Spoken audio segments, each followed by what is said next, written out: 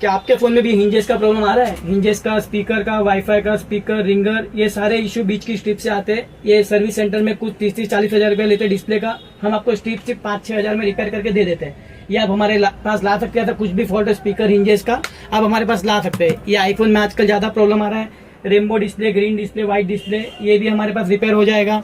ये broken glass रहता है, ये भी रिपेयर हो जाएगा। ऐसा कुछ भी प्रॉब्लम आपके पास आ रहा है तो आप हमारे शॉप पर आ सकते हैं। शाह मोबाइल सर्विस विजिट कीजिए, आपको जो भी अच्छे प्राइस में बना के मिल जाएगा।